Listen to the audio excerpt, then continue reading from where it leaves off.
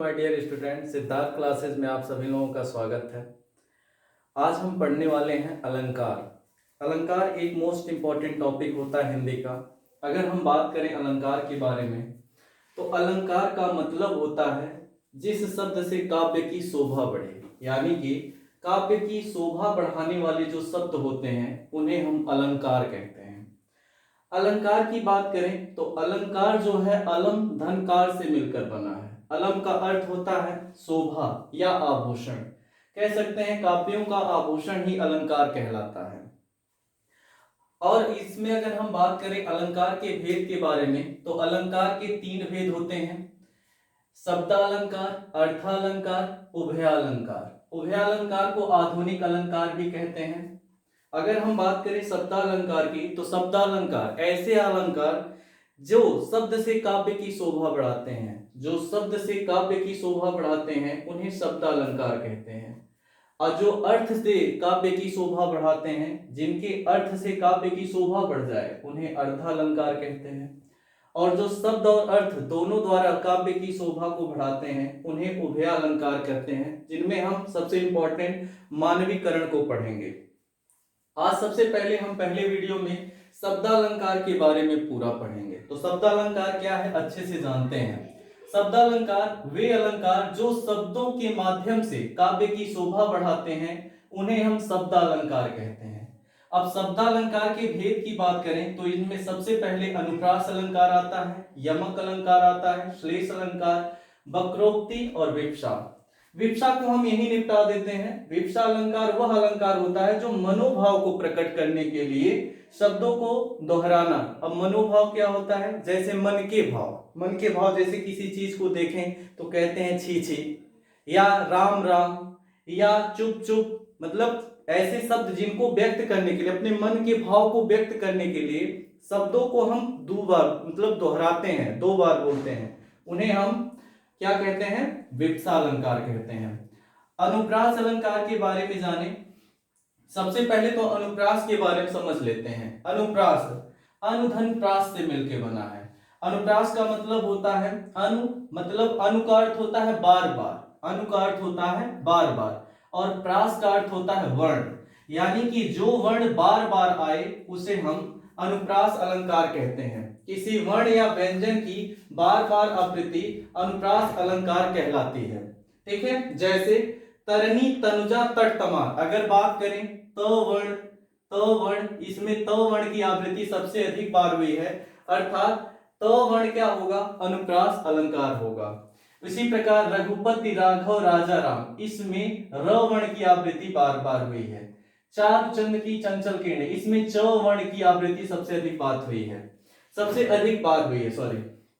अब इसमें हम जान रहे हैं कि वर्णों की आवृत्ति होगी, लेकिन अनुप्रास अलंकार 5 प्रकार के होते हैं। सबसे पहले इनके भेद के बारे में जाने तो वृत्त्यानुप्रास, छेकानुप्रास, लाटानुप्रास, अनत्यानुप्रास और श्रुत्यानुप्रास होते हैं।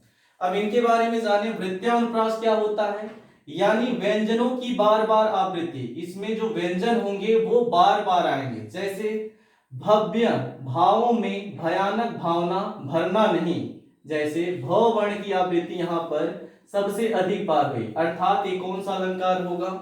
वृत्त्यानुप्रास होगा। इसी प्रकार यहाँ अगर हम अनुप्रास अलंकार में देखें तो तरणी, तनुजा, तट, तमाल को आप कौन सा अलंकार कहेंगे? वृत्त्यानुप्रास कहेंगे। ठीक इसी प्रकार छेकानुप्रास के बारे में जानते हैं। जब एक वर्ण दो बार आए, यानी कि एक वर्ण की आवृत्ति दो बार हो तो उसे हम क्या कहते हैं? छेकानुप्रास। जैसे अति आनंद, अति के साथ आनंद, यानी कि अ की आवृत्ति दो बार। मगन महतारी, यानी म वर्ण की आवृत्ति दो बार।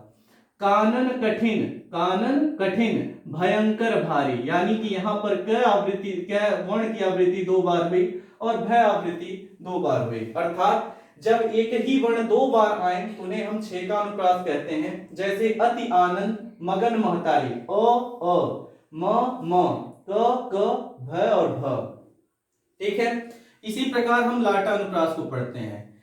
इसे शब्दानुप्रास भी कहते हैं। क्यों कहते हैं शब्दानुसार? क्योंकि यहाँ पर एक शब्द दो बार आता है, एक शब्द दो बार आता है, इसलिए इसे हम शब्दानुप्रास कहते हैं।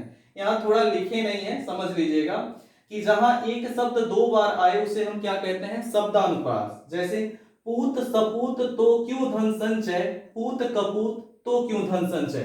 अर्थात यहाँ पूत शब्द की आवृत्ति दो बार हुई, संचय धन और संचय शब्द की आवृत्ति दो बार हुई। अर्थात ऐसे वर्ण मतलब ऐसे शब्द जो वाक्य में दो बार आए उसे हम क्या कहते हैं, लाटानुप्रास कहते हैं, और लाटानुप्रास को ही शब्दानुप्रास कहते हैं। चौथे की बात करें तो चौथा है अनत्यानुप्रास। इसमें अंतिम वर्ण अनत्या यानी अंतिम वर्ण का तुक मिलता है, अंतिम वर्ण का तुक मिलता है। माय डियर स्टूडेंट, सबसे जरूरी है इसको समझना कि तुक क्या होता है। जैसे हम कोई चीज बोलते हैं तो लास्ट में बैठाते हैं, उसी को हम तुक कहते हैं। देखिए, कहत नटत रीझत खीझत मिलत खिलत लजियात, यानी कि इन सभी वर्णों में लास्ट में इनके जो तुक हैं वो सभी क्या रहे, मिल रहे हैं। इन्हें हम क्या कहते हैं, अनत्यानुप्रास। अब बात करें श्रुत्यानुप्रास की, तो श्रुत्यानुप्रास एक ही वर्ग के वर्णों की आवृत्ति। अब एक ही वर्ण के मतलब जैसे यहाँ द, अब द यानी त वर्ग में आता है। त वर्ग क्या होते हैं, यानी कि त थ द ध न, यानी कि ये क्या हो गए, त वर्ग, एक वर्ग हो गए। यानी कि जब एक ही वर्ग के वर्णों की आवृत्ति होती है तो उन्हें हम क्या कहते हैं, श्रुत्यानुप्रास कहते हैं। जैसे द न, अब यहाँ पर द एक ही वर्ग और न एक ही वर्ग के वर्ण है, तो इन्हें हम क्या कहते हैं, दीनात था दीनानाथ डूबते। तो जब एक ही वर्ग के वर्णों की आवृत्ति होती है तो उसे हम क्या कहते हैं, श्रुत्यानुप्रास। अब बात करेंगे यमक अलंकार के बारे में। जब एक ही शब्द दो या दो से अधिक बार आए किंतु अर्थ भिन्न हो। अभी तक तो हम वर्णों के बारे में पढ़े हैं, वर्ण यानी कि वर्णों की आवृत्ति बार बार हो। अब यहां पढ़ेंगे शब्दों की आवृत्ति बार बार हो। जब एक ही शब्द दो या दो से अधिक बार आए किंतु अर्थ भिन्न भिन्न हो, उसे हम क्या कहते हैं, उसे यमक अलंकार कहते हैं। जैसे तीन बेर खाती थी, तीन बेर खाती है। अब यहाँ तीन बेर, एक बेर का अर्थ तो फल से होता है, और तीन बेर खाती यानी कि एक मतलब समय होता है कि कितनी बार खाया गया है। यानी कि तीन बेर खाती थी यानी कि वह तीन बेर खाती थी, और तीन बेर खाती है, इस बेर का अर्थ है समय से। यानी कि जब एक शब्द की आवृत्ति दो या दो से अधिक बार हो किंतु उसके अर्थ अलग अलग हो, उन्हें हम यमक अलंकार कहते हैं। अब बात करें श्लेष अलंकार की, तो श्लेष अलंकार जब एक ही शब्द के अलग अलग अर्थ निकले, जब एक ही शब्द के अलग अलग अर्थ निकले उन्हें हम श्लेष अलंकार कहते हैं।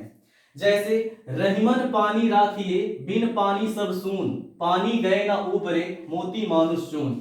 यानी यहाँ पानी के तीन अर्थ हैं।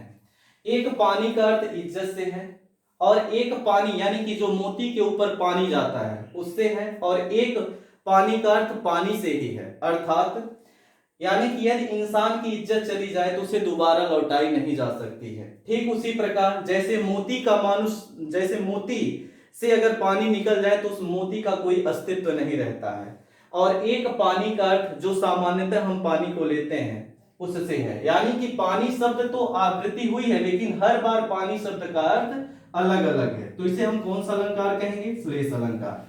इसके बाद हम पढ़ते हैं वक्रोक्ति अलंकार। जब किसी व्यक्ति द्वारा कही गई बात का जानबूझकर गलत अर्थ निकाला जाए, यदि कोई बात कही जाए उस बात का जानबूझकर गलत अर्थ निकाला जाए तो उसे हम वक्रोक्ति अलंकार कहते हैं। जैसे कौन द्वार पर, पूछा गया कि कौन द्वार पर, हरि मैं राधे, यानी कि भगवान ने कहा कि राधे मैं हूं, तो वहां से क्या आया, क्या बानर का काम यहाँ, यानी कि राधा ने क्या किया, अर्थ को, शब्द के अर्थ को बदल दिया। यानी कि कौन द्वार पर हरि मैं राधे, क्या बानर का काम यहाँ, अर्थात उन्होंने जानबूझकर गलत अर्थ निकाला बात का। तो ऐसी जगहों पे कौन सा अलंकार होता है, वक्रोक्ति अलंकार होता है। विप्सा के बारे में हम पढ़ चुके हैं। विप्सा अलंकार मनोभाव को प्रकट करने के लिए शब्दों को दोहराना, जैसे छी छी, राम राम, चुपचाप, चुप चुप, देखो देखो, ऐसे शब्द जो होते हैं उन्हें हम विप्सा अलंकार कहते हैं। तो इस प्रकार हम शब्दालंकार के बारे में पूरा पढ़ चुके हैं। कल हम पढ़ेंगे अर्थालंकार के बारे में। धन्यवाद।